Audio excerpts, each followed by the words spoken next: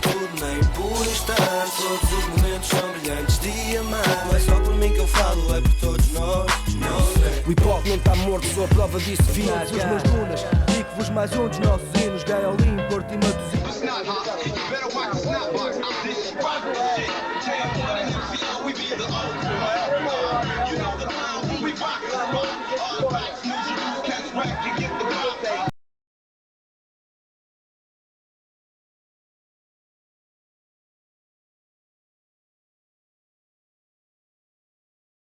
A primeira parte da entrevista, então, é sobre a tua ligação à cena do hip hop e à música. Gostava então de começar por perguntar de que forma é que recordas a tua vivência urbana na infância e na adolescência. Cresci enquanto criança, Gaia nem sequer era cidade ainda. Era uma vila.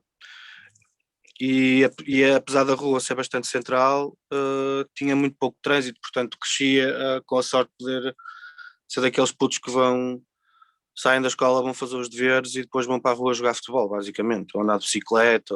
Portanto, a minha vida o meu crescimento foi passado na rua. Passei a minha infância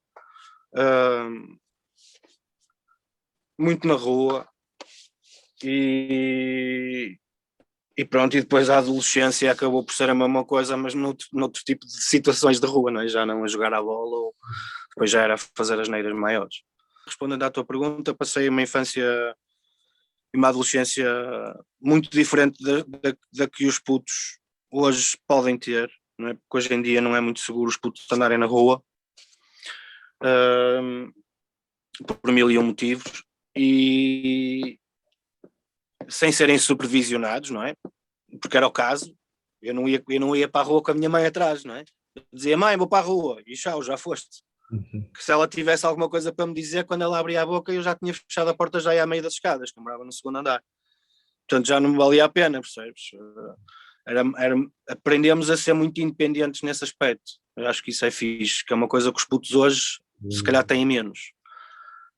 Também te dá algumas, dependendo depois das vivências que tens na rua, também te pode dar uma capacidade de desenrascanço maior, não é?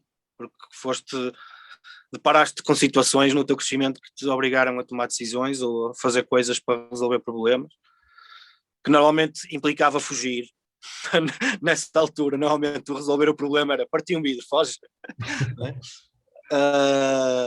Mas pronto, é isso. Tive a sorte de passar uma infância e uma adolescência muito preenchida de momentos na rua e de vivências com amigos e com companheiros de brincadeiras e tudo isso. E passar na próxima pergunta, então, como é que se despertou o teu interesse pela música e se esse interesse teve alguma influência da tua família, se existe alguma tradição ligada à música na tua família? O pai tinha um ouvido excepcional, e os meus primeiros momentos musicais, os primeiros momentos musicais que eu tenho na minha memória são todos ligados ao meu pai. Ou vê-lo a tocar órgão, que nós tínhamos um órgão em casa,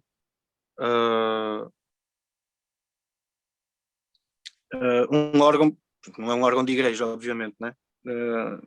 Aqueles órgãos de trazer por casa que tinham 4 ou 5 sons, o piano, a flauta, o violino, e eram todos muito maus, porque não havia tecnologia de síntese, acho que é assim que se chama, suficiente para fazer melhor.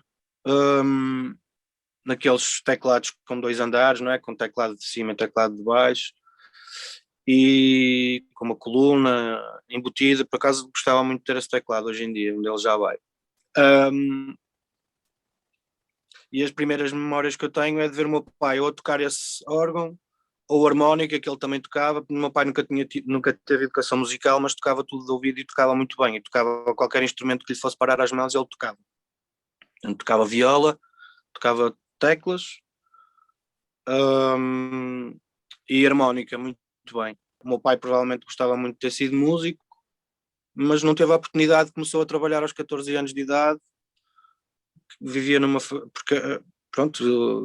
ilha, passavam muitas dificuldades, era uma família grande e que não tinha um homem em casa, tinha muitas mulheres, portanto a minha avó trabalhava muito, as irmãs mais velhas começaram a trabalhar muito cedo também, e ele mal pôde, basicamente começou a trabalhar. E depois a vida aconteceu, e casou, e teve filhos, e as responsabilidades fizeram-no ter que decidir outra coisa para a vida dele. Mas pronto, são estas memórias que eu tenho. Lembro-me de querer ser o Fred Astaire quando era mesmo criança, tipo com 5, 6 anos, lembro-me de querer ser o Fred Astaire. Adorava sapateado, mas gostei sempre muito de dançar. E o hip hop acabou por entrar na minha vida através da dança, nem foi através da música, ou seja, não foi através do rap, foi através da dança, porque o primeiro elemento da cultura que eu pratiquei, mesmo sem saber que era elemento da cultura, foi o breakdance, que quando bateu em Portugal, que bateu no mundo inteiro, nos 80s, meados de 80 provavelmente, eu também fui b-boy, portanto sempre tive o meu crescimento recheado de música, de momentos que eu associo a músicas. E qual é que foi a receptividade da tua família quando tu entraste na cena hip hop? Péssima. Péssima, péssima. Péssima porque, pronto, é um bocado... Eu agora que sou pai, percebo o meu pai. Acho que é uma coisa que acontece a toda a gente. É fácil nós sermos pais e percebermos o nível de preocupação que toma conta de nós, que é inevitável, e o quão os queremos proteger e o quão nós vamos ser. Eu percebo desde já, a minha filha tem 6 anos, ainda estou muito longe de ter que me preocupar com escolhas mesmo sérias de vida dela, não é? Mas consigo prever que quando chegar a essa altura, eu como pai dela vou ter muita tentação, provavelmente, de a condicionar no sentido daquilo que eu acho que é melhor para ela. E no fundo é isso que os pais fazem sempre, que é uma estupidez. O meu pai foi obrigado a escolher para a vida dele o que foi obrigado a escolher. Devia ser difícil para ele imaginar que eu me conseguisse safar, entre aspas, na música. É? E o meu pai, no fundo, tinha razão, que a música que é um negócio, it's a fickle business, como dizem os americanos, e tu hoje és o maior e amanhã morres na miséria. Não é? Mas apesar da preocupação do meu pai estar na parte de como é que eu vou sustentar a minha vida, como é que eu vou ser independente, como é que eu vou ter uma família, como é que eu vou pagar a escola da minha filha, como é que essas coisas todas. Depois, quando saí de casa dos meus pais, durante algum tempo os Mind the Gap estavam muito bem, foi num período alto da carreira, portanto também perfeitamente bem. E aí o meu pai começou a relaxar, aí o meu pai começou a perceber, ok, ele está a fazer aquilo que realmente gosta, e então passou do ser anti para passar de uns anos ser o meu maior fã. Aliás, o meu pai, eu arriscar-me-ia a ser arrogante ao ponto de dizer que o meu pai aprendeu coisas com as minhas músicas, ao ponto de já usar dicas minhas. Uma coisa que me tocou muito e que me ficou marcada e que vai ficar para sempre foi o meu pai. Houve um ano qualquer que o meu pai recebeu mais do IRS que estava a contar receber, e então dividiu esse excedente que ele não estava a contar, dividiu em 2 e distribuiu entre mim e a minha irmã. Tipo prenda de olha, está aqui, façam o que quiserem. E no meu envelope escreveu: quando eu como há para todos, ficamos todos gordos. Portanto, isso é bonito, porque vi que passou de...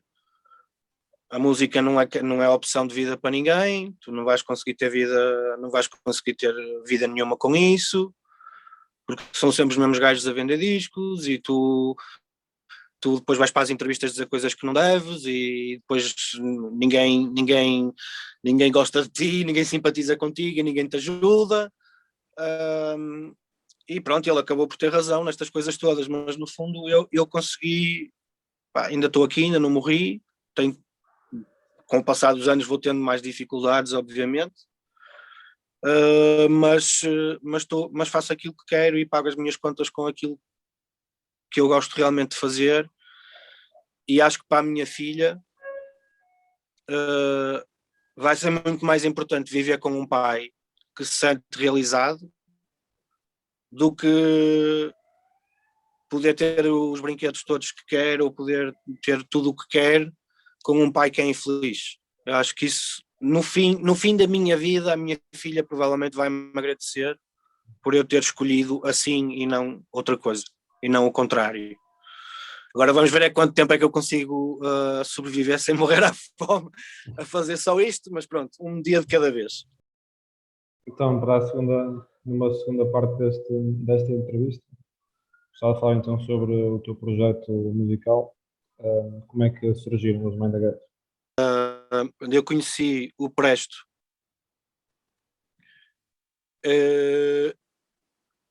e acho que o Sorial também, mas não tenho a certeza se o Sorial se foi no mesmo ano. Sim, foi no mesmo ano. Eu conheci o Presto no verão de 93.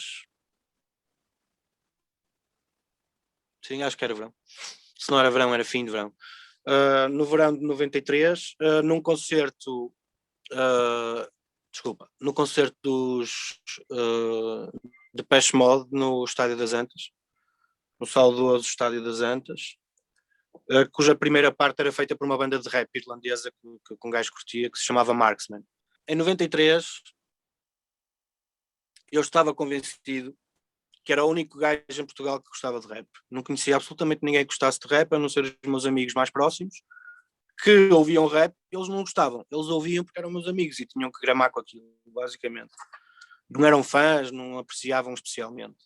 Mas levavam com aquilo, entravam um bocado no meu filme, iam comigo para a rua quando eu ia fazer grave, mas era porque sim, nenhum deles era tipo de carregar a bandeira como eu. Entretanto, eu vi uma notícia no jornal de um senhor que se chama General D, que era um rapper de Lisboa, e eu fiquei tipo, olha, afinal já não sou o único, há aqui mais outro. E então entrei em contato com o público. Estamos a falar de uma era pré-tudo, nem sequer telemóveis havia, nem sequer pagers, não havia nada. Havia o telefone de casa, peguei no telefone, telefonei para o público, tentei que me arranjassem o contacto do General D, eles falaram com o General D para pedir autorização, expliquei porquê, disse, olha, eu pensei que era o único gajo que gostava de rap em Portugal, eu faço umas rimas, e que já fazia há uns tempos atrás, tipo, já tinha começado a escrever há um ano ou dois, portanto em 91 ou 92, isto eu não sei precisar muito bem, mas tipo em 91, 92 foi quando eu comecei a escrever, a tentar fazer umas rapsitos, e pronto, arranjaram-me o contacto do General D, eu falei com o General D convidou-me para ir a Lisboa, porque ia gravar um videoclipe de uma música por curiosidade chamada Norte-Sul, e eu fui. Isto talvez seja no início do verão. Eu estou aqui a pensar no calor que estava nesse dia da gravação do vídeo, mas como o vídeo também foi gravado em Miratejo, que é a margem sul de Lisboa, e lá é muito mais calor do que aqui, mais cedo, portanto podia não ser exatamente verão, mas pronto. Mas só podia ser verão, não, desculpa, só podia ser verão porque eu estava de férias. Só assim é que eu podia ir para Lisboa, ok. Portanto, início do verão, eu vou ter com o General D, chego a Miratejo, bati mal, não é? Porque estou no meio de um bairro social cheio de grafites, com um nível espetacular já, e tipo, eu era o único gajo que eu conhecia que fazia grafites aqui. Depois, a partir de uma certa altura, comecei a ver o nome do Rato também, que já deves ter ouvido falar, o Rato 54 também é pioneiríssimo no grafo no Porto. Mas antes de eu começar a ver o Rato, eu já tinha grafos na rua. E, nomeadamente no Liceu de Gaia. E cheguei lá, bati mal com aquilo, ver pessoal a improvisar, uma cena de rap, o pessoal vestido como era suposto, e eu tipo a bater mal com aquela realidade. E pronto, conheci o Presto, tivemos um projeto telefónico em que a gente falava em fazer rimas, não sei o quê, ao princípio éramos todos, depois houve uma altura em que o Monhé e o Kiki e o Chico se descolaram, entre aspas, de mim e do Presto, e nos disseram, olha, vocês estão sintonizados na mesma cena, se calhar deviam fazer uma cena os dois, e nós vamos para o nosso lado e fazemos a nossa cena. E eles foram para o lado deles e criaram os Reunion of Races, os reunião das raças, e eu e o Presto, por outro lado, acabamos por conhecer o Serial, porque o Serial era namorado de uma amiga da mãe do Presto, e combinámos encontrar-nos um dia, encontramos-nos e nasceram assim os Mind the Gap. Depois andamos algum tempo com outro nome, que eram os The Wreckers, que se escreve D-A, isto é o D-A, como em Mind the Gap, e Wreckers é W-R-E-C-K-A-Z. Isto mais ou menos quer dizer os Wreckers são os destruidores, mas escrito em calão, em slang do rap. Acabamos por mudar para Mind the Gap, porque quando começamos a ter alguma saída com o grupo e a dar concertos e não sei o quê, aqui na zona do Porto, já diziam o nosso nome nas rádios, a anunciar os concertos, tipo na Nova Era, a anunciar o concerto de não sei o quê, Mind the Gap, no Cais 46, os recos no Cais 447, tipo, não é recos, ninguém conseguia dizer aquilo porque não havia cultura do slang, ninguém sabia ler aquilo, percebes? Então acabamos por ter mudado de nome porque nos chamavam tudo, menos Wreckers, The Wreckers. E quando o nome surgiu, passamos uma noite à procura de um nome em referências, a abrir livros assim à toa, sobretudo, aí lá em casa do Serial. E depois, quando estávamos a vir embora de casa do Serial, ele morava numa casa do século XIX, do Porto, com uma escadaria, toda a casa era completamente torta, não havia nada que fosse paralelo. O chão não era paralelo ao teto, as paredes não eram paralelas entre si, toda a casa parecia aquelas casas das feiras de diversão que tu entras e as perspectivas estão todas trocadas. E então, uma casa super, super gira, claro.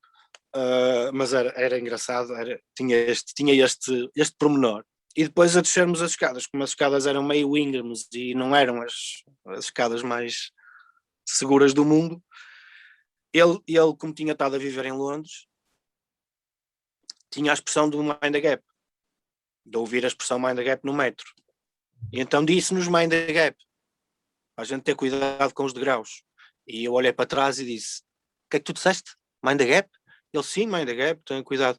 Não, é isso, já está, é esse o nome. Pronto, e ficou. Basicamente foi isso. Depois disso, nós com o dinheiro que ganhamos enquanto The Wreckers, compramos a nossa primeira caixa de ritmos,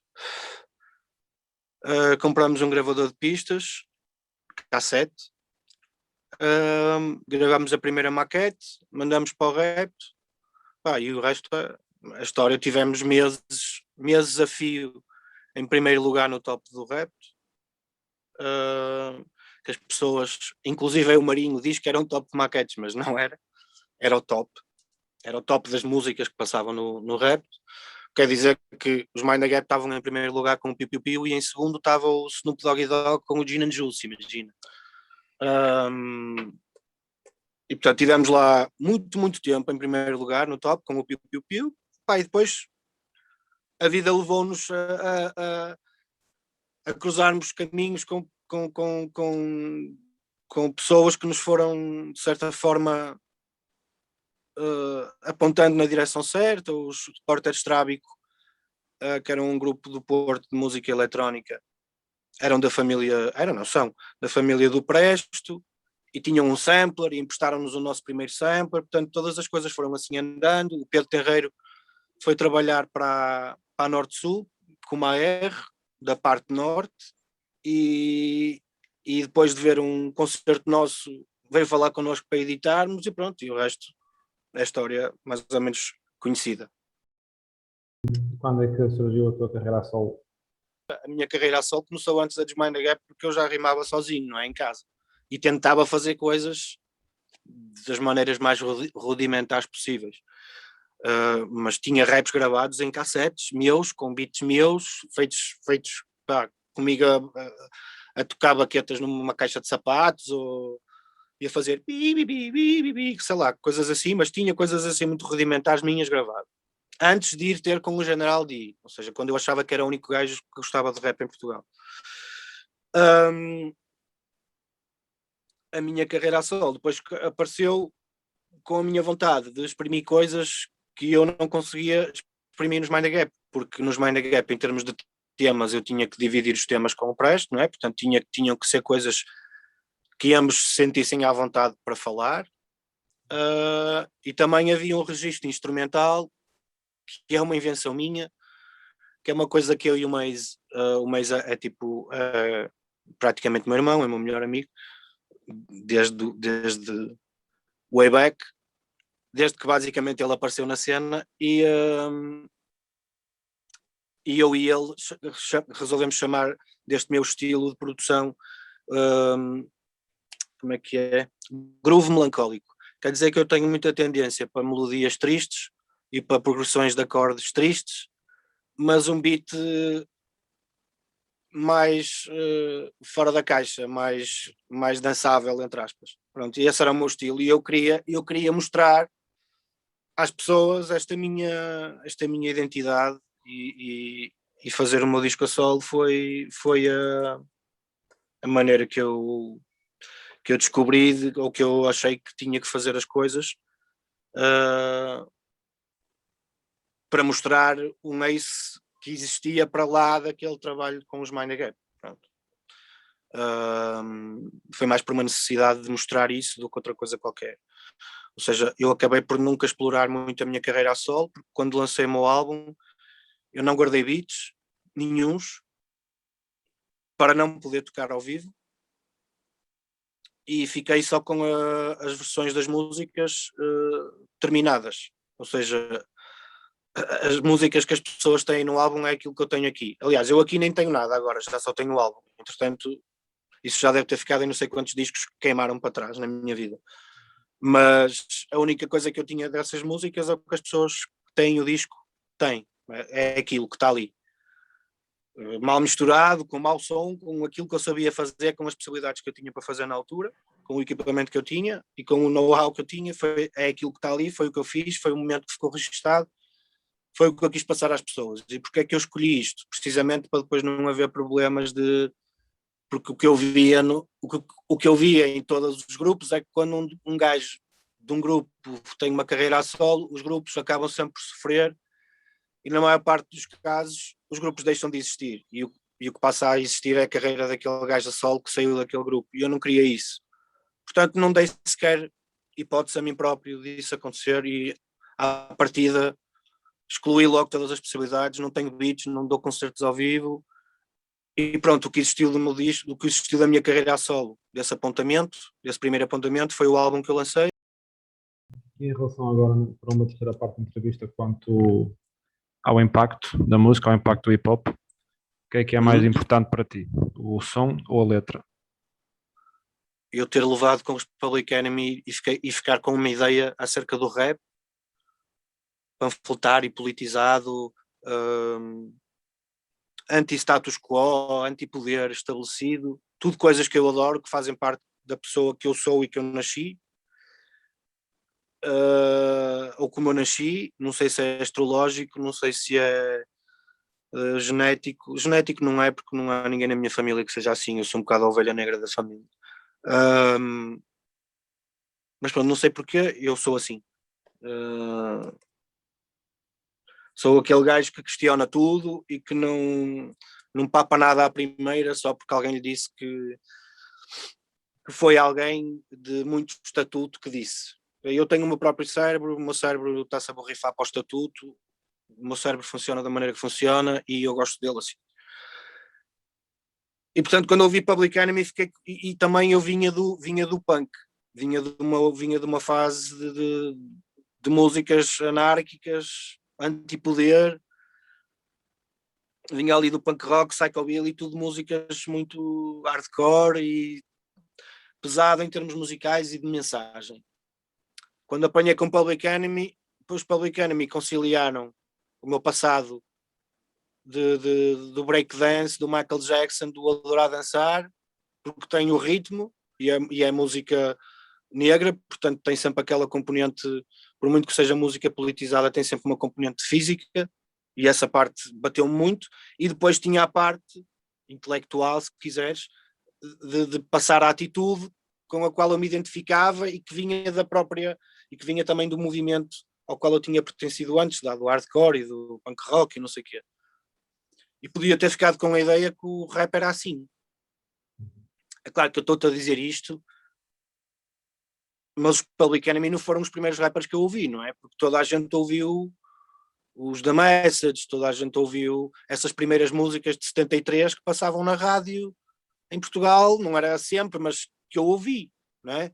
Tipo, essas músicas, os Sugar Hill Gangs, ou depois na altura do break havia uma série de bandas, a maior parte delas até alemãs, que faziam assim uma espécie de eletro, mas também tinham um rapper sempre, muitas músicas de dança, não é? Os Technotronics e os Snaps da vida, portanto eu já tinha ouvido rap antes, não é que o rap me fosse estranho, mas a primeira vez que o rap me bateu mesmo na cena de tipo, ei, eu quero fazer isto, foram os Public Enemy. Eu podia ter ficado com a ideia que o rap era todo assim, não é? Ou que agora o rap era assim, e depois aparece-me o álbum de La Soul e dá-me outra perspectiva. Portanto, para mim o rap funciona um bocado por momentos. E tu, se estiveres alegre, tens rap para ouvir, para te pôr alegre, ou para te manter alegre. Se estiveres triste, tens música para alimentar a tristeza, ou tens música para te levantar o espírito. Tens música com um teor político mais forte, tens músicas que não dizem nada. Acho que é uma das grandes riquezas do rap, é que o rap, como eu já disse muitas vezes, o rap é como qualquer outra coisa, é aquilo que as pessoas quiserem fazer dela, ou dele, no caso, a música rap, ok, dela. E eu gosto de todas.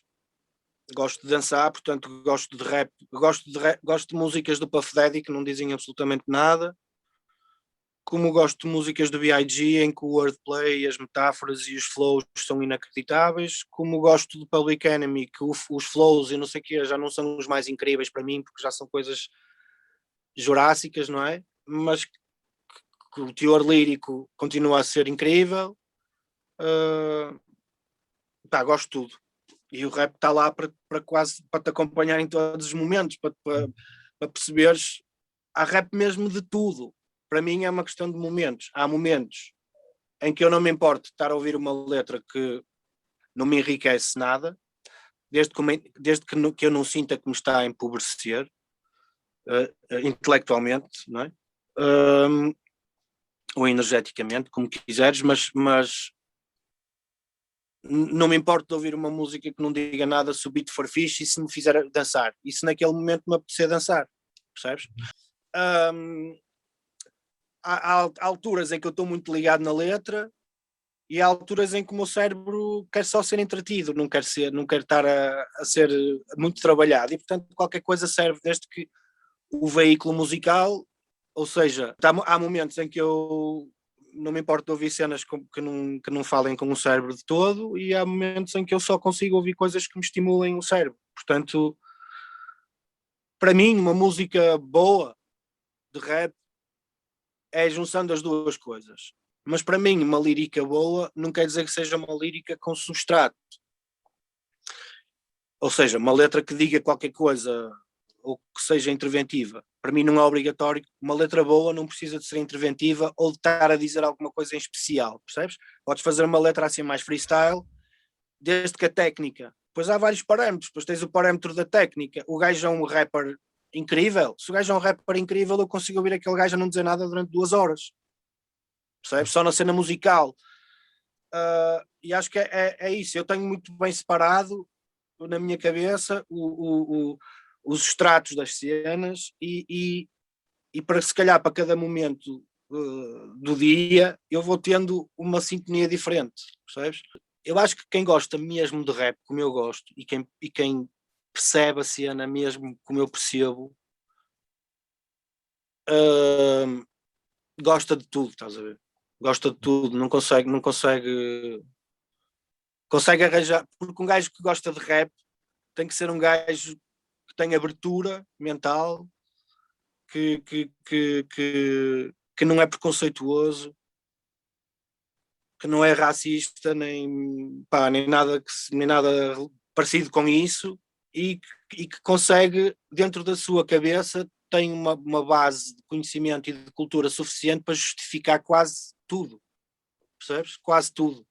Mas depois também é muito aquela, quem é que aproveita uma oportunidade que conquista ou que lhe é dada para comunicar com pessoas, com muitas pessoas, e usa essa oportunidade só para dizer palermices. A mim faz-me confusão, porque a cultura, para mim, tem um papel muito importante na manutenção da sanidade do tecido social. E se tu só dás porcaria às pessoas, as pessoas habituam-se à porcaria e começam a não ter coerência nem parâmetros para distinguir a porcaria do resto, porque só ouvem porcaria. É um bocado como a história da mentira e da verdade. A mentira é tantas vezes ouvida que o que nós vivemos hoje em dia é que a verdade é inverosímil, não é? Porque já ouviste a mentira tantas vezes, quando dizem a verdade na cara, tu não te acreditas. Mas é maluco. A verdade parece uma cena completamente... Estás a ver?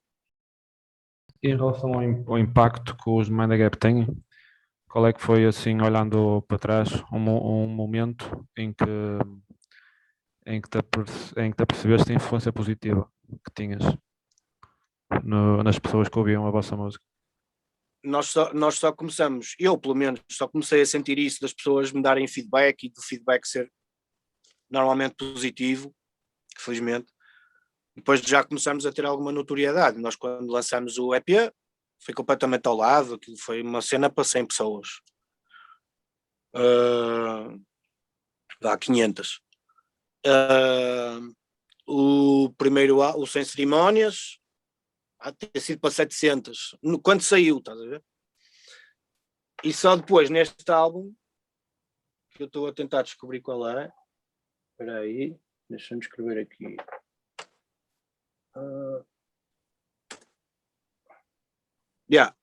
Só nos Suspeitos do Costume. Estava aqui a confirmar, porque estava com a capa na cabeça, mas não me... Estava a ver a capa, mas não me estava... Consegui lembrar se era mesmo o nome, se era mesmo os Suspeitos do Costume. Só nos Suspeitos do Costume é que nos aconteceu assim a cena de lançarmos o álbum, e normalmente as tiragens eram de 2000 discos. Portanto, a primeira prensagem que se fazia de CDs eram 2000, e o que aconteceu com os anteriores é que andaram encostados nas prateleiras anos e anos, mas depois, quando saiu os Suspeitos do Costume, vendemos 2000 discos numa semana. Portanto, foi na altura do boom, do boom a sério do rap, porque o primeiro boom que se fala da história do rap é com o Nadar e o República e não sei o quê, e nós também estávamos aí nesse momento, mas quando nós sentimos que foi um boom mesmo, foi nessa altura dos Suspeitos do Costume, e não foi só porque nós vendemos 2000 discos numa semana, foi porque estava tudo a acontecer ao mesmo tempo. A paranoia com o Eminem, se não andar tudo maluquinho com o Eminem no mundo inteiro, não é? Portanto, foi uma série de fatores que se conjugaram para que aquilo acontecesse, e não tinha acontecido antes. Mas eu acho que talvez um bocado antes de lançarmos a verdade, ou talvez depois de lançarmos a verdade, começamos a ser conhecidos. Portanto, terá sido mais ou menos na verdade, eu acho, que as pessoas começamos a ter mais fãs, digamos assim, e que era mais fácil as pessoas virem ter connosco na rua, porque sei lá, eu lancei o Sem Cerimónias, eu estudava na universidade, ninguém fazia ideia quem eu era. Andava lá na boa, ninguém fazia a mesma puta de ideia quem eu era. Só depois, com a verdade, é que começamos a sentir que na rua, e depois com os Suspeitos do Costume eu deixei de poder sair à rua, basicamente. Ir ao cinema ao domingo à noite é para esquecer. Já era um dia esquisito, que eu já tinha escolhido porque não ia muita gente, mas passou a ser impossível, e que eu comecei a transformar-me no ermita que sou hoje, que não sai de casa para quase nada. pronto, foi na altura dos Suspeitos do Costume. Mas sim, mais ou menos na verdade começamos a sentir que as pessoas vinham ter connosco na rua e que nos diziam esse tipo de cenas. A verdade também é um disco muito profundo, muito denso, profundo, os temas são pesados, são temas que a gente ainda não tinha abordado muito até aí e que se calhar bateram mais a nível emocional ou espiritual nas pessoas, portanto era mais fácil as pessoas identificarem-se e depois na rua sentirem necessidade de vir dizer, olha, e sim, acho que foi depois da verdade que eu comecei a ouvir recorrentemente a cena do, olha, passei por um momento muito difícil na minha vida e não me suicidei por causa daquele vosso disco. Acho que sim, acho que foi com a verdade que isso começou a acontecer. Até porque era um disco que falava disso aqui e ali, até tinha uma música chamada Suicídio mesmo. Portanto, acho que foi aí que eu comecei a sentir que estava a fazer bem o meu trabalho, no fundo. E é das melhores coisas que há. Eu digo muitas vezes, aliás, digo numa música, não sou rico de guito, mas rico de espírito. E é por causa disso, porque me sinto realmente importante neste pormenor, que é, faço muita música palerma, porque também sou palerma, também tenho os meus momentos de palermice, faço muita música pesada, pode ou não tocar nas pessoas, digo pesada em termos de hardcore, assim, da cena da MC, não sei o quê, eu dou na cara a toda a gente e ninguém é tão bom como eu, blá blá blá, essa história que é normal, do rap, é a cena beligerante do rap, mas tenho mesmo orgulho no meu lado mais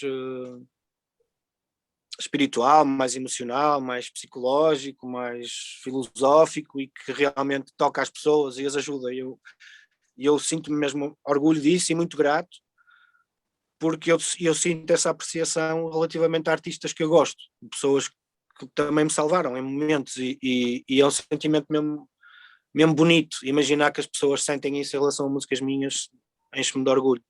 Eu posso não morrer milionário, mas morro muito rico nesse aspecto. Qual é que é a tua opinião sobre a evolução e o estado atual do hip hop? Mas quando eu andava na universidade, por exemplo, se me perguntavam o que é que tu ouves, eu dizia, ouço rap. Me diziam, o quê? Aqueles do não, não, não, não, não, não, não, não. Hoje em dia, eu aposto que ninguém faz isto a nenhum puto que diga eu ouço rap. E isto, esta quebra deste preconceito, foi a luta dos gajos que andaram aqui a batalhar para que o rap não morresse e para que fosse tomado em conta como uma força, como um movimento musical a respeitar e que tinha cartas para dar e que não era uma modinha que ia passar, percebes? E nós, quando a modinha passou, o que é que aconteceu? Nós fomos dos principais gajos que ficamos aqui a marcar a cena e por isso é que da modinha houve muita gente que vazou, mas ficaram alguns e esses foram a massa que catapultou depois para o boom. Portanto, vejo muito positivo o estado e a evolução do hip hop, há muita variedade, tens rap nacional hoje em dia para todos os estados de espírito, para todos os momentos da tua vida, acho isso super interessante, super positivo. Ao mesmo tempo, o que é que eu acho super negativo? As fórmulas, porque a maior parte dos artistas que têm muitas visualizações no YouTube, os gajos mais, vamos chamar os mais mainstream, estão sempre a fazer a mesma música, é sempre a mesma música, a letra é sempre a mesma, o beat é sempre igual, percebes? Tipo, o tema é sempre o mesmo. Isso acho super negativo, porque eu não me acredito que essas pessoas sejam unidimensionais e que sejam só aquilo. O que me diz que elas estão a fazer aquilo porque é aquilo que elas acham que as pessoas querem ouvir deles, e isso para mim é ridículo. Acho que nunca se fez nenhuma revolução na cultura, ou nunca se fez nada de muito interessante na cultura, quando aquilo que se dá às pessoas é aquilo que se acha que elas esperam de nós. Um dos aspectos mesmo negativos que eu acho que da música, e estou a falar do rap não só nacional, tipo, internacionalmente, acho que a cena que me chateia mais é a cena da receita, da fórmula. Toda a gente usa os mesmos presets, toda a gente usa os mesmos plugins, toda a gente faz beats da mesma maneira, os beats são todos iguais, soa tudo ao mesmo, os refrões são todos iguais, as letras falam todas da mesma coisa. Pá, eu já não posso ouvir gajos a falar de comprimidos e de antidepressivos e de xarope para a tosse, já não suporto, já não consigo. Estarmos constantemente a alimentar porcaria às pessoas. Elas vão chegar a uma altura que já não querem mais nada senão porcaria. Vamos ter um público sem critério. E isso é tudo o que eu não quero. E depois, o lado perigosíssimo de que a música hoje, apesar de haver todas as ferramentas possíveis e imaginárias para que os músicos sejam independentes e não tenham que prestar declarações a ninguém, não tenham que pedir licença a ninguém para dizerem o que quiserem, porque podem gravar em casa e pôr na net, acho que há um excessivo peso da indústria musical, das editoras, que arranjaram estratagemas de ir à volta do assunto, para serem elas na mesma a ditar os paradigmas e a ditar as direções. E eu acho que há um interesse dos, vamos chamar, powers that be, as pessoas que mandam no mundo, óbvio, sempre existiu, sempre aconteceu, sempre foi assim, de alimentar as pessoas com porcaria para as pessoas não terem critério. Porque se as pessoas não têm critério, na hora da música que ouvem, também não têm critério na hora de votar, também não têm critério na hora de escolher o que é que vão comer ao jantar. Pá, não me chateia, vou ao McDonald's. Não me apetece fazer jantar, que é porcaria estar agora aqui a perder tempo. Vou mandar vir uma pizza. E tudo isto são coisas que parecem imaginadas da cabeça de um louco velho que sou eu, que sou louco, sou quase velho, mas isto na minha cabeça faz todo sentido, percebes? Na minha cabeça, na minha verdade, há um interesse do poder, óbvio e lógico, para que as pessoas sejam estúpidas. E a maneira mais fácil das pessoas serem estúpidas é alimentar uma noção de que se vive muito melhor sem critério e que sem termos escolha e sem termos opção, e que é válido viver assim. Ligamos a rádio, ouvimos sempre a mesma porcaria, os gajos estão a falar os gajos, os rappers ou o que quer que seja, que estão naquelas músicas, estão todos a dizer a mesma coisa, e são sempre as mesmas imagens, as mesmas mensagens vazias, falam sempre da mesma coisa, e está-se a criar um público sem espírito crítico. E isso, para mim, é muito perigoso.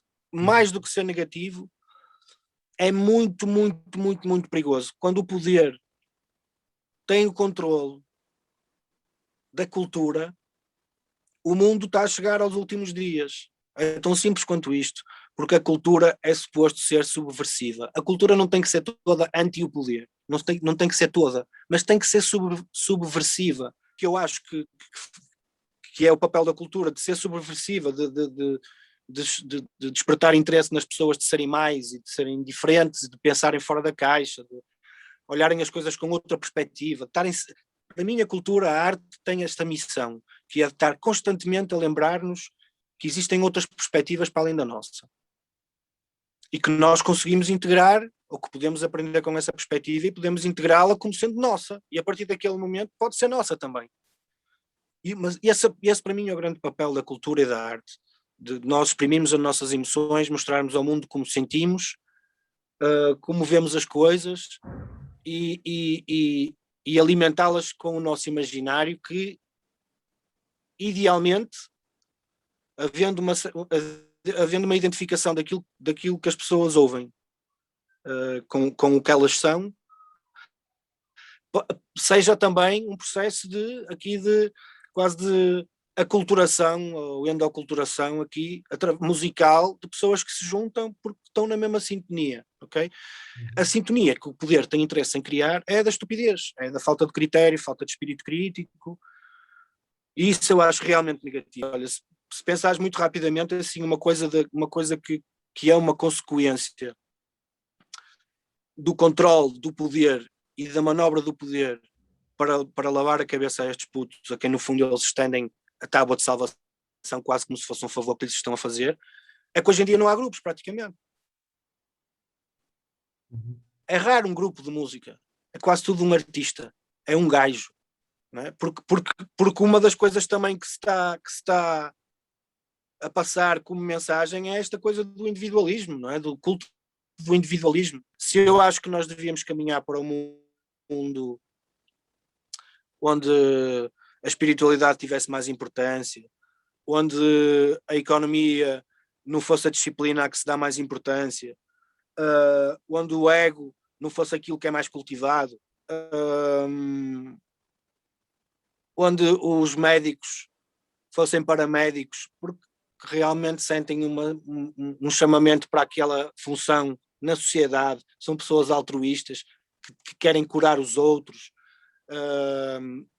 que não haja produções em massa de remédios e que as indústrias farmacêuticas não sejam os gajos mais ricos do mundo, lado a lado com os das armas, que o Vaticano não seja um dos estados do mundo mais ricos. Um mundo em que estas coisas todas fossem possíveis não passa por um mundo em que a música é toda igual. Portanto, o rap para mim não é obrigatoriamente interventivo, mas o gajo que eu sou, a pessoa que eu sou, as características que o Nuno Carneiro tem, com as quais nasceu ou não, podem ter sido aprendidas. A parte da intervenção ressoa muito comigo. Para mim faz todo o sentido usar o rap como a minha forma de falar contra os powers that be. Para mim faz todo o sentido. Mas eu, ao mesmo tempo, também sou um gajo que gosta de mandar umas piadas. Portanto, também vou pôr um bocadinho de humor na minha música. Sou um gajo super emotivo e que sente muitas coisas. Muito virado para a melancolia, para o cinzento, porque sou daqui, nasci nesta cidade, não há nada a fazer, acho que somos mais ou menos todos assim. Então todas essas coisas eu exprimo as letras e sou. Basicamente era aquilo que eu te dizia, o rap é aquilo que tu quiseres fazer dele, e pode ser coisas diferentes num dia, e no outro dia pode ser outra coisa. E isso não quer dizer que tu deixaste de ser verdadeiro ou que deixaste de ser quem és. No fundo estás a ser quem és, porque ninguém é só político. A arte tem que ser subversiva, tem que ser o lado, e quando eu digo subversiva não é pelo lado de ser sempre antipoder, porque pode ser subversivo, por exemplo, se tu estás no meio de gente que só odeia, tu se tens o gajo que ama, é subversivo, ok? Se tu estás no meio de gente que só bebe vinho, tu seres o gajo que bebe água, é subversivo. Ou seja, não é sempre uma atitude beligerante, percebes? O ser subversivo não é sempre contra qualquer coisa. Pode ser sempre uma oposição, mas não é naquela atitude de sou contra ti, percebes? Mas acho que a arte deve ser subversiva. Pronto, era isso. Acho que o rap já desempenhou muito melhor o papel interventivo do que o que representa hoje. E hoje não só não representa o interventivo, como representa o oposto, que é o de habituar os ouvidos das pessoas à porcaria, para que as próprias pessoas já não queiram ouvir o interventivo e o político e o não sei o quê.